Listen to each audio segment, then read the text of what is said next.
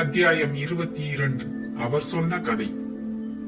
காயம் கட்டு பிரிந்ததால் கசிந்த ரத்தத்தின் விளைவாக கண்கள் சில வினாடிகள் பஞ்சடைந்த போதிலும் கடைசி கடமையை நிறைவேற்ற வேண்டிய காரணத்தால் உணர்ச்சிகளை மீட்டுக் கொண்டு மெல்ல மெல்ல தன் மனதில் புதைந்து கிடந்த ரகசியத்தை அவிழ்களானார் மாறவேல். அணையும் முன்பு பளிச்சிடும் விளக்கு சுடர் போல பளிச்சிட்ட அவர் கண்களை அடுத்து சொற்கள் நிதானமாகவும் ஓரளவு திடமாகவும் கூட வெளிவந்தன. குழந்தைகளை கேளுங்கள், பாக்கியமிழந்த ஒரு பரதேசியின் கதையை. வளம் பெற்ற தமிழகத்தின் வீழ்ச்சியை போன்றது என் கதை. தமிழகம் முழுவதும் வீழ்ந்தது களபிரர் கொடுமையால். அவர்கள் அடுத்த தலைமுறையான முத்தரையரால் அழிந்தது தமிழ்நாட்டு வாழ்வு. இத்தனைக்கும் முத்தரையர் வழி குன்றி சிற்றரசர்களாகிவிட்ட காலம். அந்த காலத்தில் சிறப்பெய்தியதிலிருந்து சந்திரலேகா அல்லது செந்தலை என்னும் ஊர். தஞ்சையை போல அது பேரூராகவில்லை. இருப்பினும் தஞ்சையை இன்னும் ஆண்டு வரும் முத்தரையர் செந்தலையே தங்களது தலைநகராக கொண்டனர். அந்த சந்திரலேகாவில் இப்பொழுதும் இருக்கிறான் இரண்டாவது பெரும்பிடுகு முத்தரையன். அவனுக்கு ஒரு மகனும் உண்டு. பெயர் மாறன் பரமேஸ்வரன். தனது தந்தையின் பெயரை இவனுக்கு சூட்டினார் பெரும்பிடுகு முத்தரையர். இவன் பரமாயோக்கியம், காமுகன், ஈவிரக்கம் சிறிதும் அற்றவன். இந்த இடத்தில் மாறவேல் சிறிது கதையை நிறுத்தி பெருமூச்சு விட்டார். அரசகுமாரி வாவிக்கு விரைந்து தனது முந்தானையை நனைத்து வந்து சிறிது நீரை அவர் வாயில் பிழிந்தாள். அதை இன்பமுடன் உட்கொண்ட மாறவேலின் முகத்தில் பெரும் சாந்தி நிலவியது. மூச்சும் சிறிது சீராக வரத் தொடங்கியது. மேலும் தொடர்ந்தார் கதையை மாறவேல். கொலைகாரர்களும் மூர்க்கர்களுமான களபிரர் தமிழகத்தை ஆட்கொண்ட பிறகு தமிழ் மண்ணும் மொழியும் அவர்களை பெரிதும் மாற்றின. பண்பாடு அவர்கள் ரத்தத்திலும் நுழைந்தது. சிலர் தமிழ் மொழியின் சுவையால் நாயன்மார்களாகவும் ஆழ்வார்களாகவும் மாறினார்கள். கூற்றுவ நாயனாரும் களபிரர், திருமங்கை ஆழ்வாரும் களபிரர். தமிழின் இனிமை அத்தன்மையது, அதன் எளிமை இனிமை அது அமுதம். யாரைத்தான் மாற்றாது? இப்படி பரவசப்பட்ட மாறவேல் இப்படி சிலர் ஆகியும் பலர் பரம்பரை குணம் போகாமல் மூர்க்கராகவே இருந்தனர். வழி குன்றி நாடு குன்றி முத்தரையரான பின்பும் சிலரின் மூர்க்கத்தனம் போகவில்லை. செந்தலை முத்தரையரில் சிலர் கொடுமையின் இலக்கணமாக விளங்கினர். பெரும்பிடுகு முத்தரையன் மகனான மாறன் பரமேஸ்வரனை நினைத்தாலும் என் ரத்தம் குதிக்கிறது. இவனால் 3 குடும்பங்கள் அழிந்தன. இதே குமாரா, உன் குடும்பம் ஒன்று, அரசகுமாரியின் குடும்பம் ஒன்று, என் குடும்பம் ஒன்று. இங்கு சிறிது நிதானித்தார் மாறவேல். பல்லவர் பலம் ஓங்கி முத்தரையர் வழி குன்றிய காலத்தில் சேர சோழ பாண்டிய நாடுகளும் தலைதூக்கலாயினர். விஜயாலயன் தந்தையான தர்மவர்ம சோழன் காலத்திலேயே உறையூர் தலையெடுத்தது. விஜயாலயன் காலத்தில் அதிக வலுவடைந்தது. அவன் வீரத்தை கண்டு வியந்த பல்லவர் விஜயாலயனை சிற்றரசனாகவும் தங்கள் தெற்கு திக்கின் படைத்தலைவனாகவும் ஏற்றுக்கொண்டனர். இப்படி பகைவராலும் ஏற்றுக்கொள்ளப்பட்ட விஜயாலயனை கண்ட பெரும்பிடுகு முத்தரையன் அவனை அழிக்க தன் மகனை ஏவினான். மகன் படையெடுத்து வரவில்லை.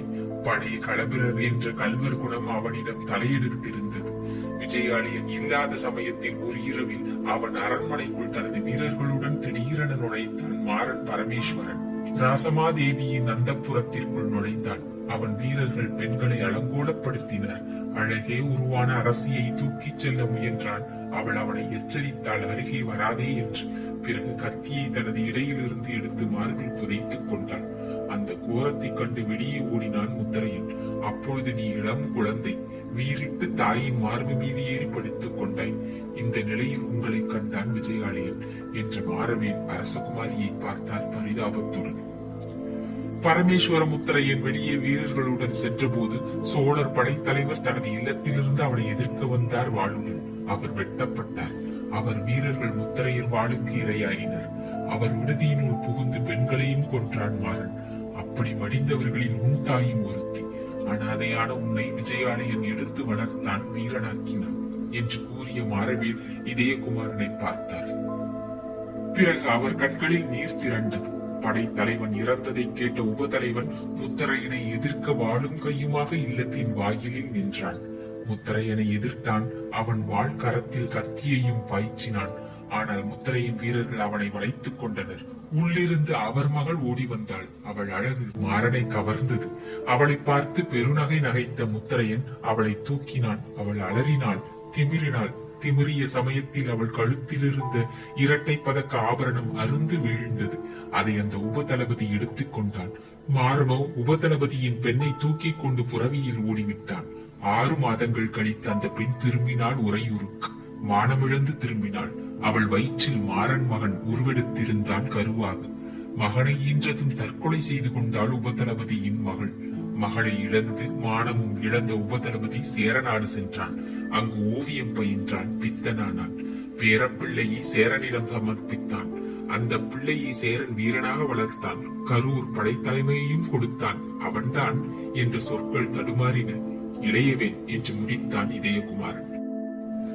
ஆம், அவன் வீரனாகவும் வளர்ந்தான். களபிரர் ரத்தம், முத்தரையர் ரத்தம் அவன் உடலில் ஓடுகிறது என்ற மாறவேல், இதயகுமாரா, என் பெண்ணின் கழுத்திலிருந்து விழுந்த மாலையில் இருந்த 2 பதக்கங்களில் ஒன்றை நான் வைத்துக் கொண்டேன், இன்னொன்றை சேர மன்னனிடம் கொடுத்தேன். எங்களுக்குள் ஏற்பட்ட ஒப்பந்தம் உனக்கு தெரியும் என்று கூறினார். இப்படி பேசியதால் அவர் தலை துவண்டது. சில வினாடிகளில் மீண்டும் முந்தானை நீரை பிழிந்தாள் அரசகுமாரி மாறவேலின் வாயில். மெல்ல கண் விழித்த மாறவேல் புன்முறுவல் கொண்டார். இதயகுமாரா, அரசகுமாரி, நான் சீக்கிரம் என் மனைவியும் மகளும் இருக்கும் இடம் போகப் போகிறேன் என்றார் மெதுவாக. அவர் கண்களில் மீண்டும் அந்த பழைய புத்தொளி பிறந்தது. இதயகுமாரன் இதயத்தில் கோபாக்னி கொழுந்துவிட்டு எரிந்தாலும் அதை அவன் அடக்கிக் கொண்டான். மாறவேல், சோழர் தலைநகரில் ஒருவன் வீரர்களுடன் தோன்றி இத்தனை அக்கிரமங்களை செய்ய எப்படி முடிந்தது? சோழர் படை என்ன செய்து கொண்டிருந்தது என்று வினவினான். படையா என்ற மாறவேல் புன்னகை கொண்டார். மரண திருவாயிலும் 15 ஆண்டுகளுக்கு முற்பட்ட கதையை சொன்னேன் உனக்கு. அப்பொழுதுதான் விஜயாலயன் சொந்த படையை உருவாக்கி கொண்டிருந்தான். அது தவிர களபிரர் போர் முறையில் வருவதில்லை.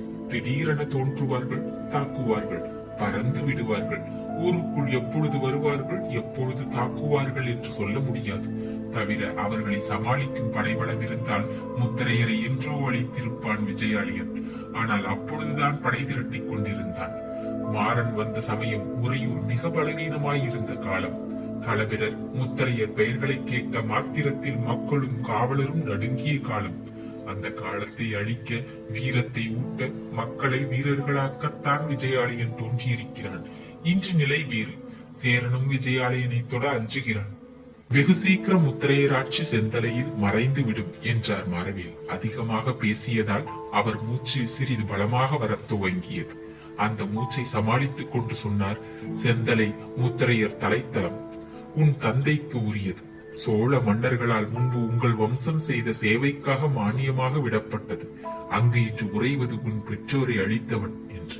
மாறவேலின் மூச்சு மிக பெரிதாக வந்தது. அதையும் சமாளித்துக் கொண்டு, இதயகுமாரா, விஜயாலயனை பார்க்க நேரமில்லை. அவனிடம் சொல், கடைசி வரை மாறவேல் அவனுக்கு சேவை செய்தே மாட்டான் என்று என கூறினார். அப்படி சொல்லி கண்களை ஆகாயத்தை நோக்கி உயர்த்தினார். அவர் கண்களில் ஆகாயம் தெரியவில்லை, விஜயாலயன் முகமே தெரிந்தது. அந்த முகத்தில் எந்தவித உணர்ச்சியும் இல்லை. விஜயாலயா, நீயா என்று முணுமுணுத்தார் மாறவேல். விஜயாலயன் பதிலுக்கு தலையை அசைத்தான். விஜயாலயா, இன்னொரு குறை முணுமுணுத்தார் மாறவேல். விஜயாலயன் அவர் தலைமாட்டில் மண்டியிட்டு உட்கார்ந்தான். முகத்தை அவர் முகத்தை நோக்கி தாழ்த்தவும் செய்தாள். மாறவேலின் கண்கள் பஞ்சடைந்தன. அந்த நிலையிலும் கேட்டார், இளையவேல் என்று. தப்ப விட்டு விட்டேன் என்றான் விஜயாலயன். சோழதேவா, சுவாசம் வாங்கியது மாறவேலுக்கு. அவர் குரலில் பெருமதிப்பு இருந்தது. மாறவேல், பெரும் கருணை ஒலித்தது விஜயாலயன் குரலில். உன் கருணை எல்லையற்றது, அதற்கு தலை வணங்குகிறேன் என்றான் மாறவேல். கருணை ஏதும் இல்லை, இதில் கடமை இருக்கிறது. என் பக்கம் நின்ற மகானுக்கு, ஓவியருக்கு என் கடமை என்றான் விஜயாலயன். என் பேரனை என்ற மாறவேல் பரிதாபத்துடன் பார்த்தார். அஞ்ச வேண்டாம், ஏதும் செய்ய மாட்டேன் என்றான் விஜயாலயன். இதை கேட்டதும் சாந்தி நிலவியது மாறவேலின் முகத்தில். அவர் கண்கள் தாமாகவே மூடின. தலை மெல்ல சாய்ந்தது ஒரு புறம். கண்ணழகியின் கண்ணீர் அவர் முகத்தில் விழுந்தன பொடபொடவென்று. விஜயாலயன் ஜாடை காட்ட கண்ணழகியின் கைகளை பிடித்து அப்புறம் அழைத்துச் சென்றான் இதயகுமாரன். 4 அடிகள் சென்றதும் திரும்பி நோக்கினான். அப்பொழுது விஜயாலயன் எழுந்து நின்று கொண்டிருந்தான். கையில் வாளுடன் வாளை தாழ்த்தி, தலையையும் தாழ்த்தி வணங்கினான் மாறவேலை. பிறகு திரும்பி மெல்ல அரண்மனையை நோக்கி நடந்தான். அவன் எடுத்து வைத்த ஒவ்வொரு அடியிலும் வேதனை இருந்ததை இதயகுமாரனும் கண்டான். சோழர் செல்வியும் கண்டாள். அவன் சென்ற மறு வினாடி மரக்கூட்டத்தின் மறைவிலிருந்து தானுரவியும் சங்கரநாராயணனும் வெளியே வந்தார்கள். இருவரும் மாரவேலின் சடலத்தை உற்று நோக்கினார்கள். கிரகங்கள் பொய் சொல்லுவதில்லை என்றார் சங்கரநாராயணன். சேரமன்னன் பேசவில்லை. தலையை மட்டும் மடங்கினான் மாரவேல் சடலத்தை நோக்கி. உங்கள் கோரிக்கை நிறைவேற்றப்படும் என்று தன் வாளில் கை வைத்து சத்தியம் செய்தான். பிறகு கச்சையில் இருந்து 2 பதக்கங்களை எடுத்து அவர் மார்பு மீது வைத்தான். அத்தியாயம் 22 நிறைவுற்றது. நன்றி, வணக்கம்.